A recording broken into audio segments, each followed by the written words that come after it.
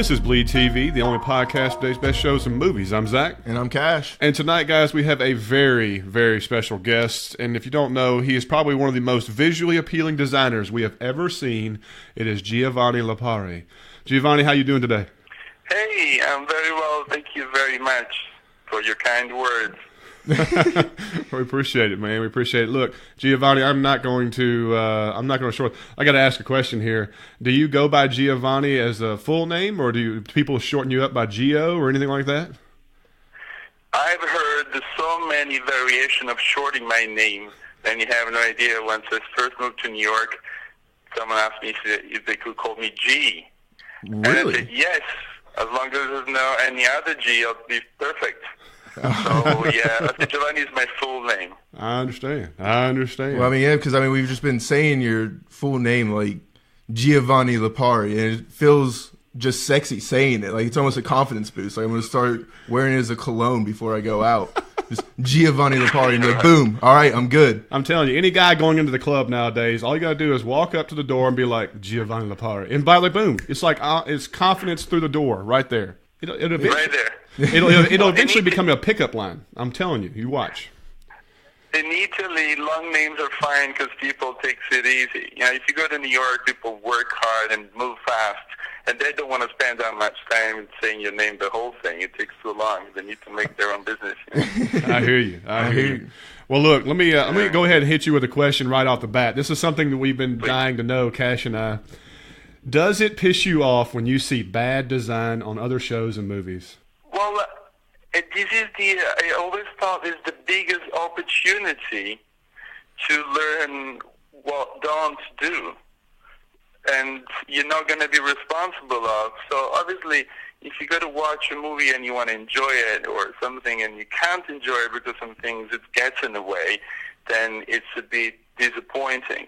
But meanwhile, if something goes really bad on another show, unfortunately, you learn on someone else's responsibility what not to do. So for me, it's actually a big opportunity, if you know what I mean. Yeah, it's a big learning tool for you to be like, oh, okay, that didn't work. Is there a way I can make it work? Or do I just know to never try something like that on one of my shows?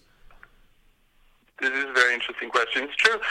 Your brain still wants to rebalance. You know, automatically you might think I would do slightly different if it's doable, and if it's not doable, then you give up and say whatever, that's what it is. But yeah, if you see something that doesn't work your way, then you're always trying to make it work somehow. All right, so that's awesome. Have you seen like some potentially bad designs that you flipped and put into your other works before? I wouldn't remember. Okay, that's fair. I mean, like, there's a lot of... Or I wouldn't say it, if I can be honest. Hey, no, that's perfectly honest. Way No to be reason honest. to make bad blood for no reason. To keep it honest. Yeah, I hear you. So we hear there's a lot of Emmy talk going on. Is there a potential Emmy in your future when it comes to Into the Badlands? No, at the moment, the network, they just put us out there for nomination. So yes, we are running for it. Yes. Okay. So that is something we have been pushing, trying to get everybody to do, because we wish you luck, man. You do great work. And you actually guys are helping. If anything happened, I need to share that. We do. Yes. I mean, that's what we want. You're going to have a share. All right, let me ask you this, Giovanni.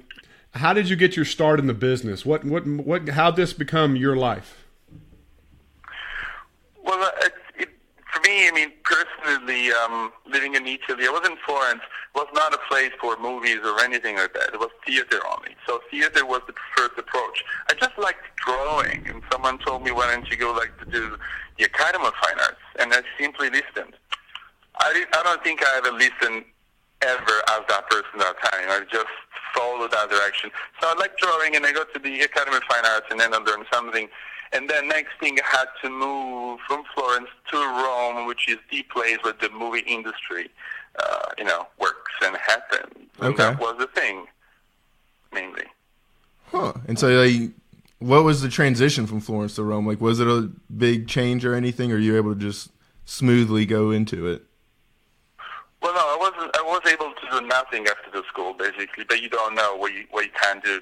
So I need to move all the way up, making phone calls. That's, hustling. Yeah. The only thing you're allowed to do is just trying to know people that are in business, and that's very difficult because otherwise, so you're trying to make your phone calls and see if they like you, and just give them a little hand, and hopefully they like that hand, and they, they'll ask you again a week later. So it's been particularly a step by step. But as you see, one step after another take you far.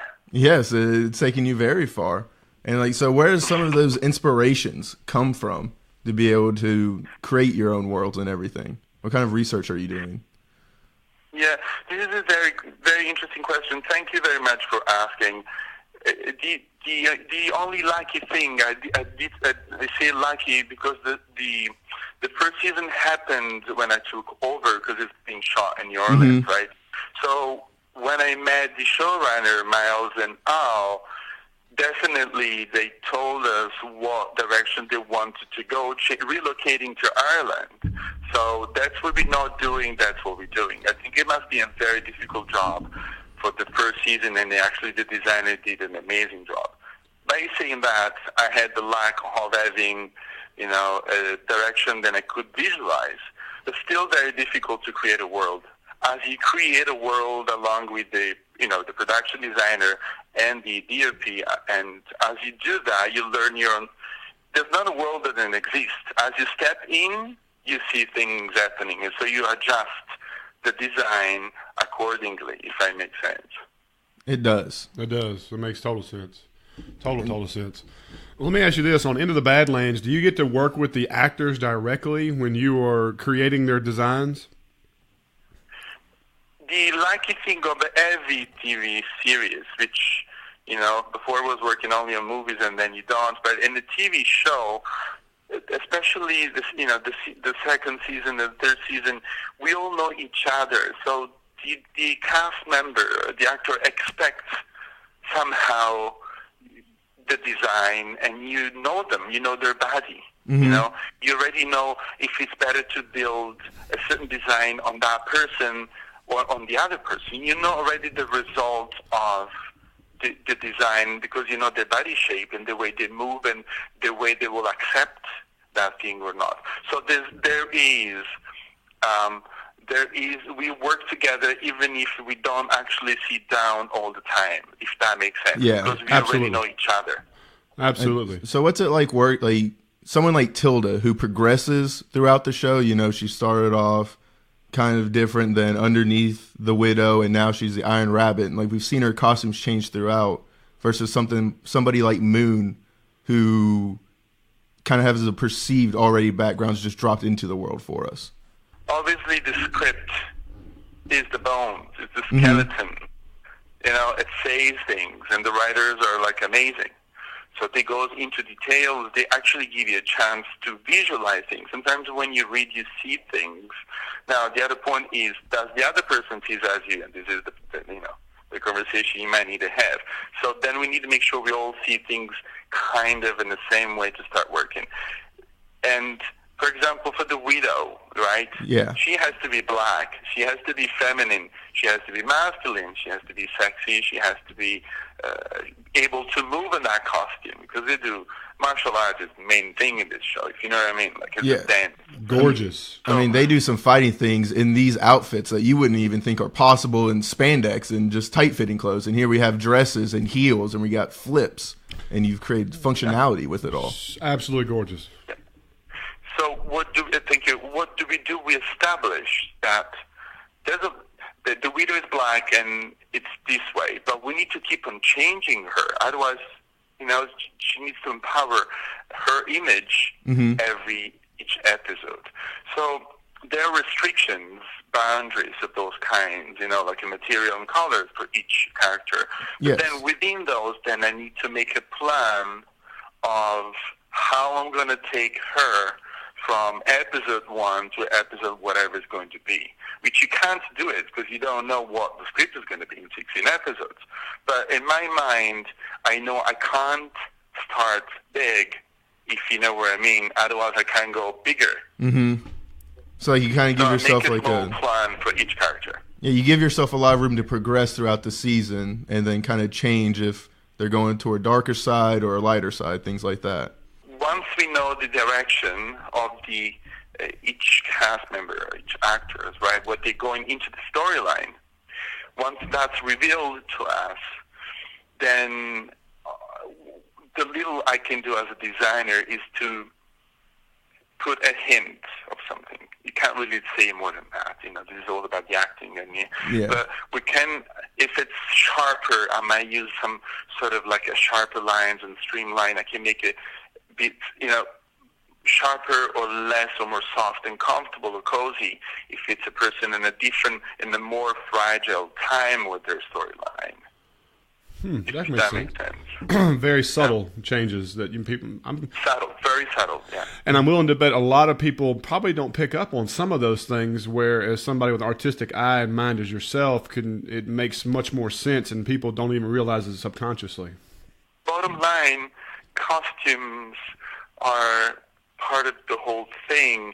So I don't feel frustration of any kind if small details are not necessarily seen as such, because they have to be part of the whole character. So now we're talking, and it's very interesting that you guys actually bring this up, because it doesn't come out in any interview I've had, these details, but it's something that I do believe it's a balance, and it's almost like a recipe when you cook. You add a small little thing and see if someone will feel that or not. So I don't know if you do a lot of cooking, but it's like kind of like the nutmeg ingredient. You're always just like, what's that little thing in the background that keeps your eyes lingering on it a little bit longer?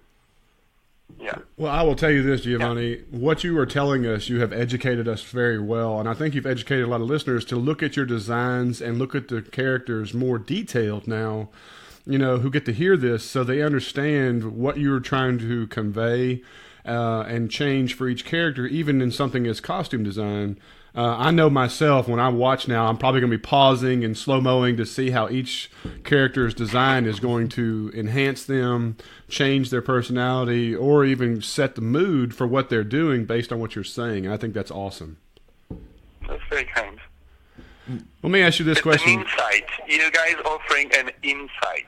Yeah, a different way to look at it. Absolutely, and that's due to you, so I really appreciate that. So you said you get to work with the actors directly. Is there any actor that is more difficult to work with? Or, this is asking a little personal, but I mean, like, is there one person that's like harder to, create for, or, I mean... Yes, and yes, and yes. And I have a prediction of who this person could be, but why don't you say it and I say nothing?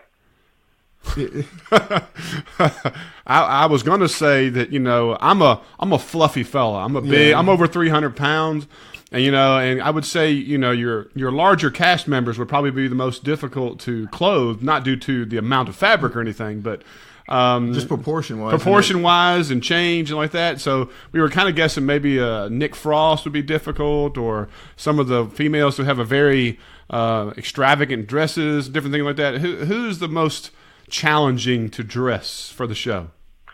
And I like that question. I like you guys. No, well, thank you.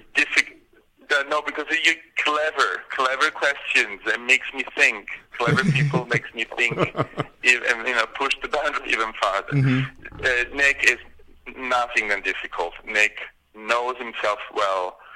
We had a chat once or twice, and I see what it works and what it doesn't. And Nick is nothing. Is not difficult at all.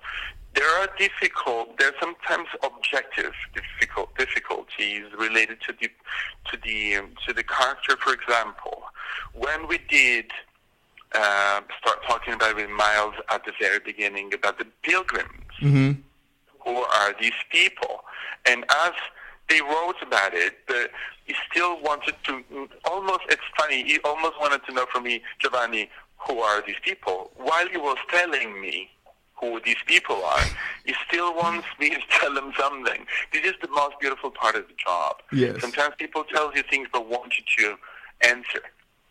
So the Pilgrim has been difficult, not Pilgrim as actor, Pilgrim as population. The character. And so mainly as Babu and Lorraine. Mm-hmm. Our fitting with Lorraine was about 3 hours talking before wearing anything. And then she started wearing everything was on the hanger. But she wanted to feel that I was with her. Or she wanted to see how far was that from her. So this is the interesting part. Was that difficult fitting? Was very difficult because was difficult, but was amazing. Huh. She's wearing what we both wanted to, and she brightened that thing up. She added, requested so many small elements. They made that costume successful. Is that something you like, is getting a lot of input from the actors or the showrunners and stuff, being like these little details? Well, she was requesting, in this case, things that actually helped me and helped Miles and helped the show to, as I said, we know Badlands is an apartment, right?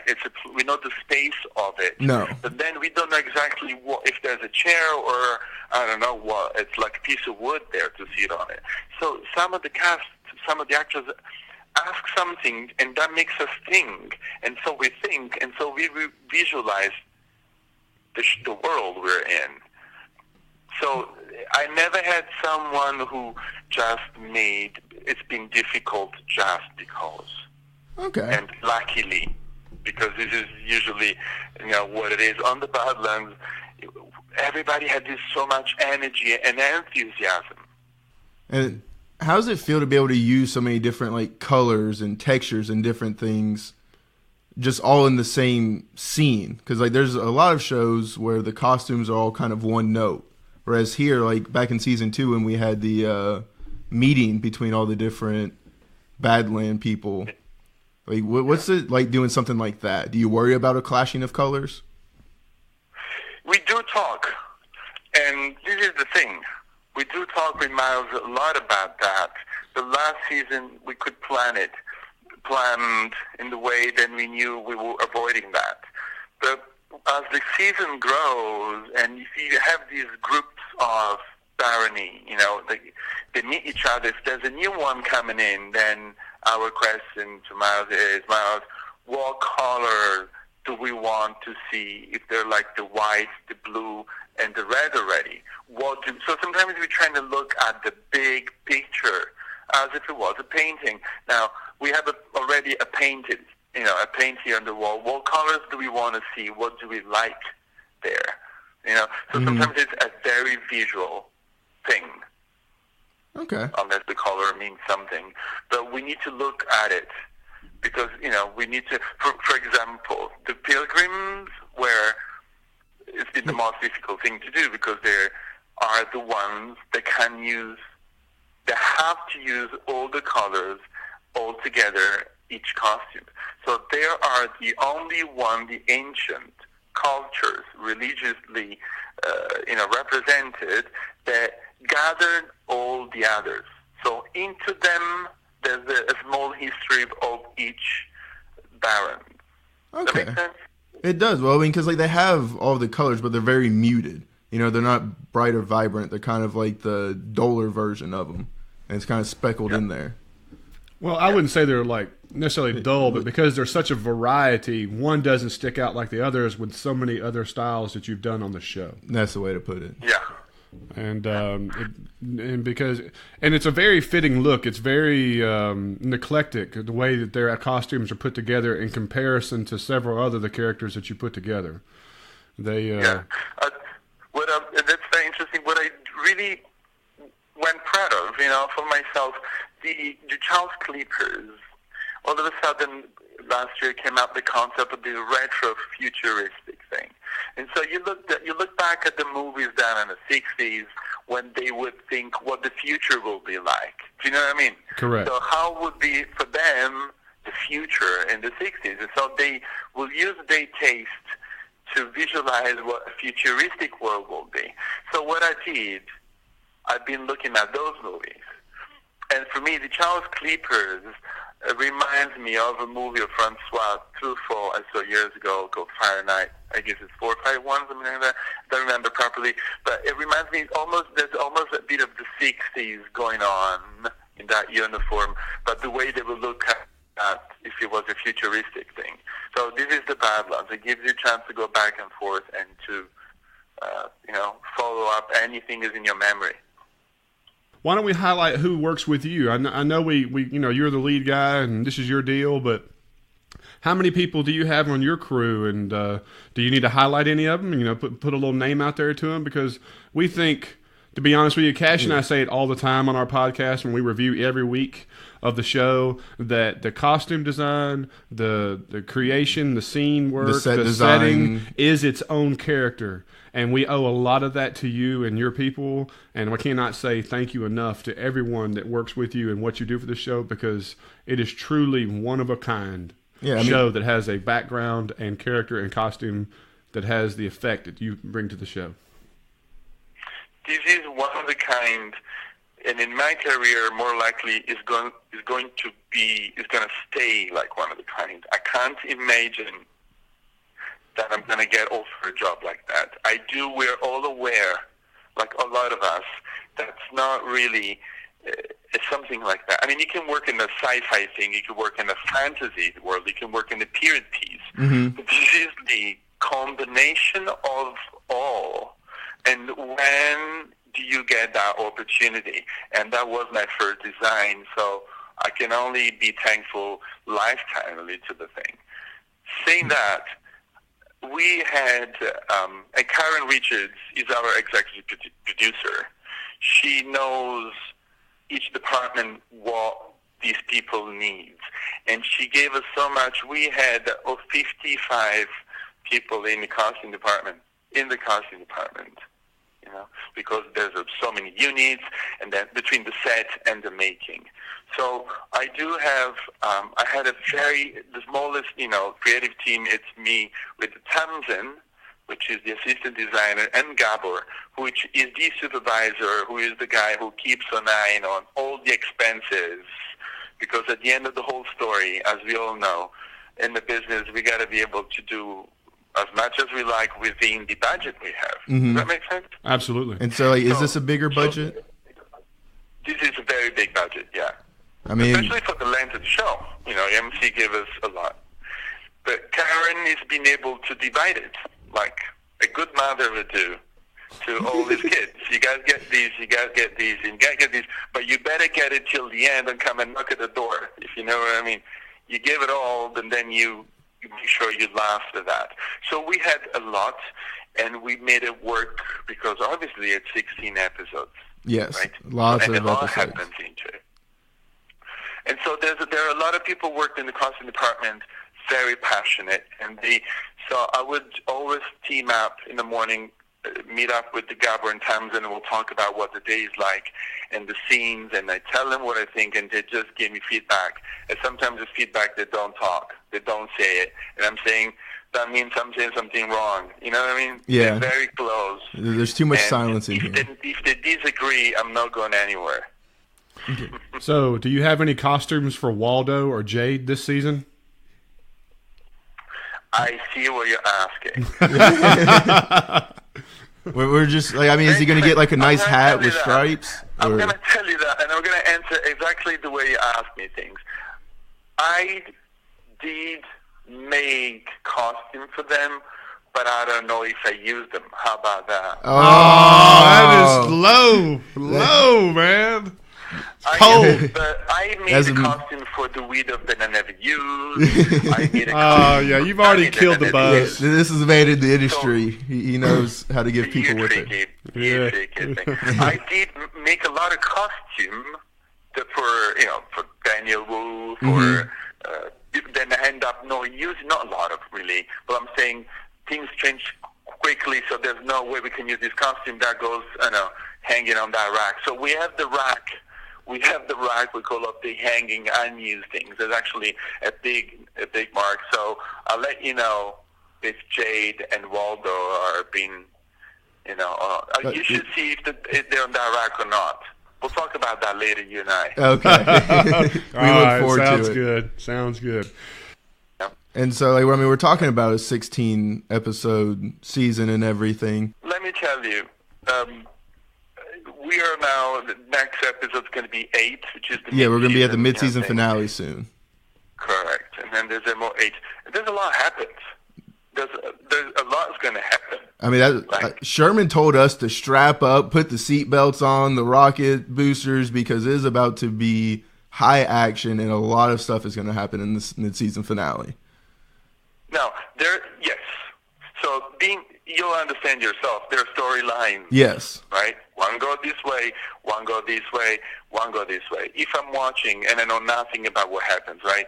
All of a sudden, as a viewer, I might think, this one has to meet up somewhere, somehow, some point. Mm-hmm. You know, you can't keep them so separate. So at some point, a mayhem, you know, something has to happen, and that's what we're looking forward to see. When all these storylines have to combine somehow, somewhere, and meet up each other, and either kill each other or be friends, or, you know, the escalation of the storylines we want to look into it. There's so much going on, and it has to come to an end. Okay. I got you. Right? Well, let me ask you, I think Cash was asking, like, you know, like, do you have outfits you look forward to that you are going to, people have not seen yet? Are there things that you have designed for characters in the future of the show that people should be keeping an eye out for? Well, what happens, and what I would think it happens. Let's say, even if I do know, I'm trying to say something that makes sense for the rest of it. In the Badlands, what the tendency in the past few seasons, it's been of either I kill you or I'm going to join you, right? Yeah, I mean, that's what it's been a lot of, like, in this show. That's what basically is the premise format of the story. So this is going to be someone who's going to jump from one part to the other, and so they change their uniform, they change their thing, they change, because I'm not blue, I'm going to be orange tomorrow because I'm going to join you. Okay. So there's a lot of corruption, if you know what I mean. Oh, I got you. Is there a lot of deceit at hand and at foot, and so it's going to be something exciting to see, the change in outfit and everything.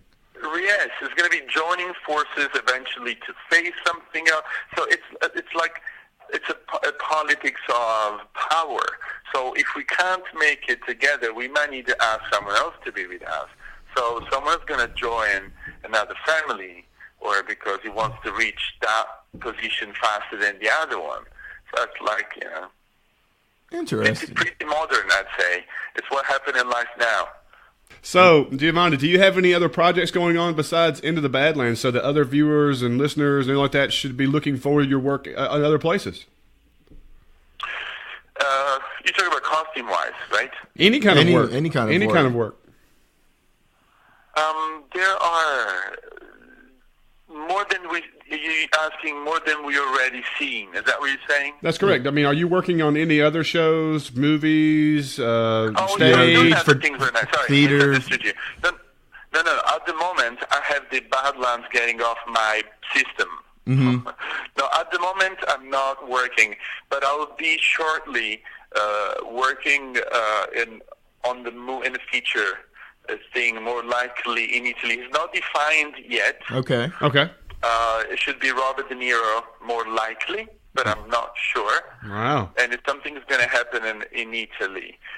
There's There's also some floating project as another TV thing happens, more likely in September. But I keep my ear on Badlands. I want to know what's going on. Absolutely. Some point with that, because Well, that would be my favorite.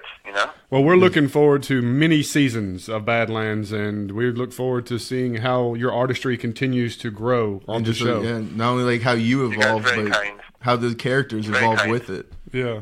So, do you have any future aspirations? Is there any dream jobs or people to work with, or anything that you want to comment on?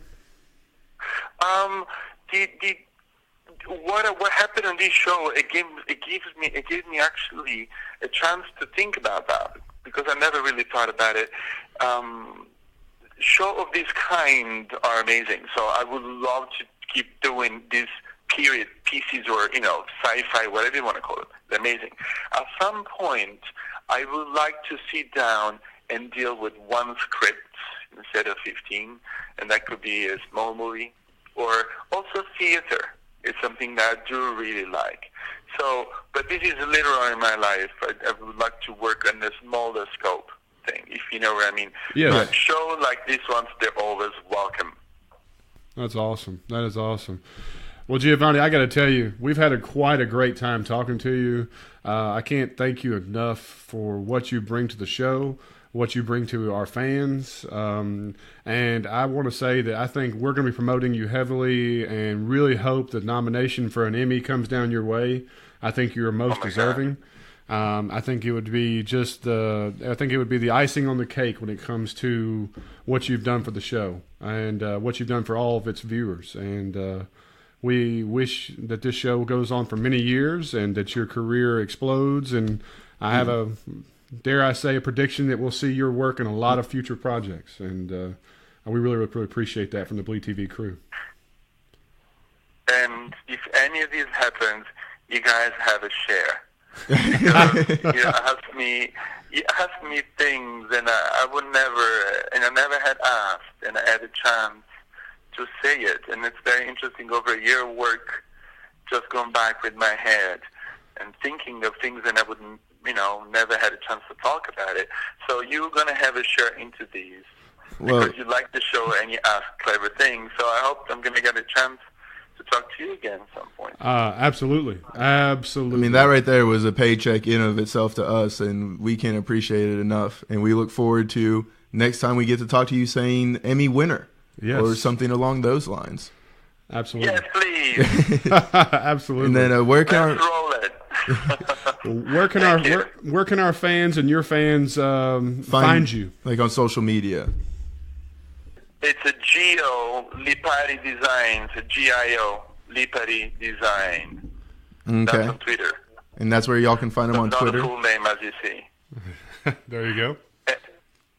It's not, and on Instagram is Giovanni _Lipari _design, where the Giovanni has a double N. Yes. All right. I would definitely always stick with the full name. Absolutely, full name. Yeah, I've learned a lot there. Yes, yeah. Well, guys, we're going to call it a night. We've had a wonderful time with Giovanni. He's been an absolutely amazing guest. We have learned so much about the show, and it's given us so much more detail to look at for the future. And we can't wait to see the mid-season finale and where Giovanni's designs take the show in the next half season. So we're going to call it a night. Giovanni, thank you again for joining us. This is BleedTV, and I'm Zach. And I'm Cash. And we'll see y'all next week.